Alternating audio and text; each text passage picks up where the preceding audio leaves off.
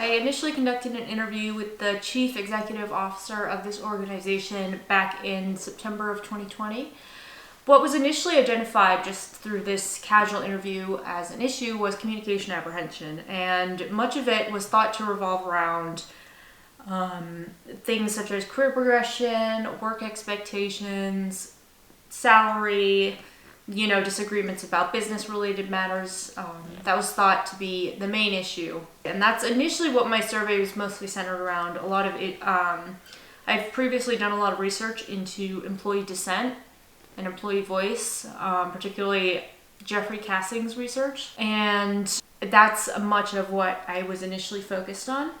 I initially came into this assessment interested in just seeing how seniority level and length of employment at the organization, see how that correlated to maybe how comfortable people felt voicing opinions and dissent.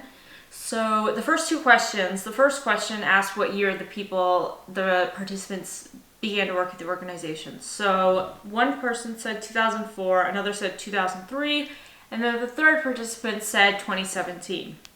Second question asked which level of employee, which was the seniority level, basically, of the employees. So only 2 out of the 3 participants responded to this one. So one said mid-level, and then the other said executive level.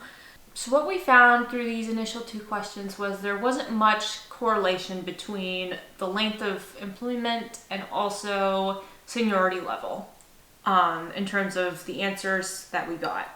A lot of them were very, very similar. In terms of which topics people reported feeling comfortable speaking with their supervisors about, 2 out of the 3 respondents said that they felt comfortable talking about work-related matters. Another respondent said that they were comfortable speaking with their supervisor about marketing strategy, career progression, and salary. And then the third participant reported feeling comfortable speaking about most subjects with their supervisors. So people did feel comfortable speaking with supervisors about matters related to salaries, direction of marketing and things like that. So a lot of the dissent actually did not revolve around career-related topics. That's what I found. Instead, what people reported feeling apprehensive speaking with their supervisors about, 2 out of the 3 respondents said that they felt uncomfortable talking about their personal life. Another one reported not feeling apprehensive speaking about their health issues, and then only one reported feeling apprehensive discussing politics with supervisors. So the 5th question asked, do you fear anger or retaliation when voicing concerns to your supervisor? And these were very mixed. So one person said yes, another said no, and then another said unsure. So these were very divided. So I couldn't find a clear pattern of people fearing retaliation or anger or hostility.